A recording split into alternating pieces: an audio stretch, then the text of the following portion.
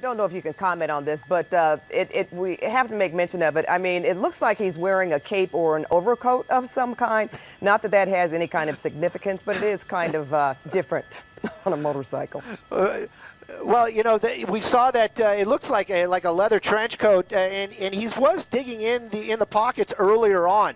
It was unclear what he was looking for. I thought maybe he was looking for a cell phone or something along those lines. And again, these are the things that officers are watching from the helicopter as well, and also commenting on. We don't know why he's being so elusive, why he doesn't want to talk to officers, and that always puts LAPD or any police agency in an odd spot when they're in a pursuit. They don't know what this guy really has in mind. You know, he might be armed, he might not be armed, he might have some, maybe he's under drugs. There we go, there's the CHP, and there you can see, as soon as this guy sees those officers, he's really starting to open up that speed, weaving in and out of traffic. Again, that was the CHP officer, and they are working in unison right now. CHP in the lead agency, they basically handed it over. You can see we're approaching the 134, and it looks like if he stays on this side of the freeway, he's going to be taking the 134.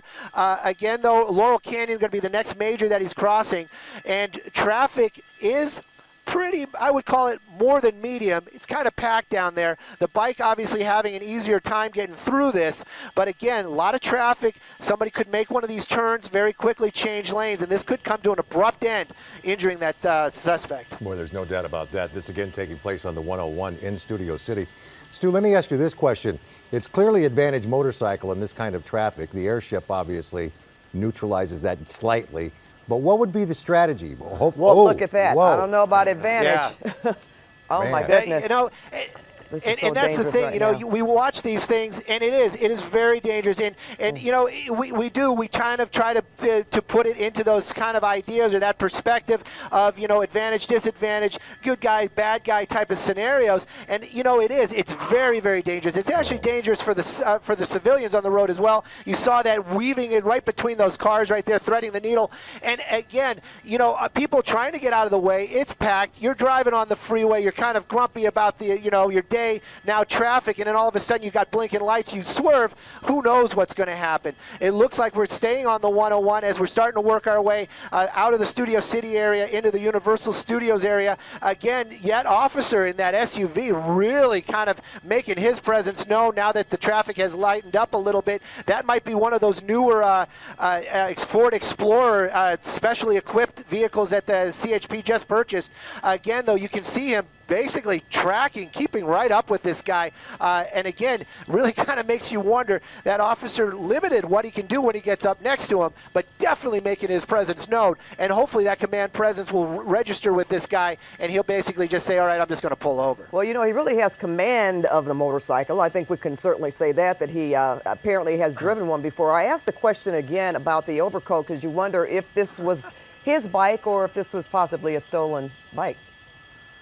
Well, again, you know, those are the questions that that officers are pondering as well. You know, they can run the plate, they can get an idea who that person is, but obviously you're not going to be able to make an identifying match of that person with a helmet and, as you say, that overcoat and etc. It almost looks like some sort of superhero there with that leather coat flapping in the wind. But again, if this is a superhero, he's going to be a super villain, because these officers definitely want this guy to stop. He's been disobeying all the traffic laws pretty much for most of the afternoon here, and again, really starting to speed up. We're doing a lot of swerving around out here, and you know, again, the faster this happens, the higher the odds that this is going to end poorly. And Stu, I'm sitting here saying to myself, why isn't traffic like this when I'm on the road? It appears to be light to moderate. What do you see up ahead?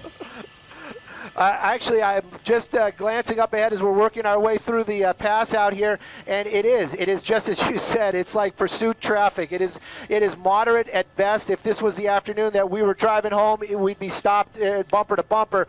This guy basically just working his way through this traffic. It is very, very light as we're working our way southbound on the 101 now, approaching probably the Highland Boulevard. Again, this guy really just booking along here, and officers from the CHP now falling back just a little bit, but you can see that one guy with that newer Explorer really kind of closing that gap and making his presence known to this guy. And you know what? Pretty soon he's going to have a number of opportunities in terms of freeways. Stu, he's going to be approaching, well, the 110 freeway for sure.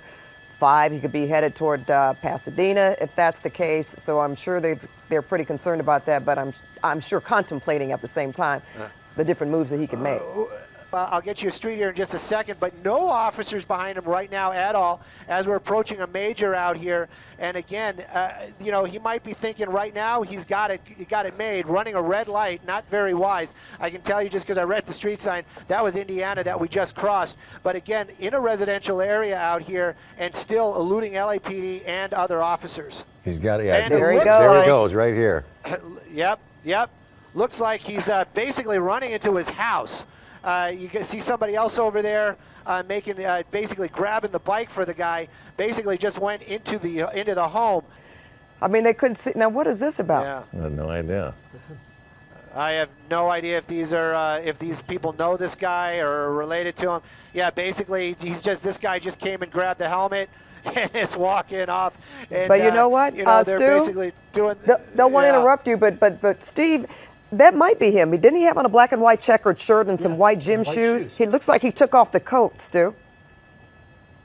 You know, I think this is the other guy. I think this is the guy that basically put the motorcycle away after he dropped it. Now, there was a gentleman walking out with a young person.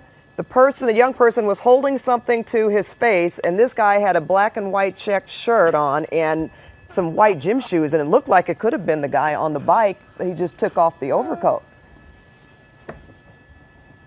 All right. You know, yeah, it could be. It could definitely be. You know, that's your reward, Stu, for helping move the motorcycle into the garage. That's the helper. Yeah. Just walking along here, nothing to see here. I had nothing to do with that, is probably what he's saying to himself, but we might know different out here. I'm wondering if somebody is going to be able to notify the LAPD CHP about this. Well, Hollenbeck LAPD definitely talking to this gentleman right now. They're going to take him into custody and definitely have some questions for him, that's for sure. But it's most bizarre ending to a pursuit that I've seen in a long time, that's for sure.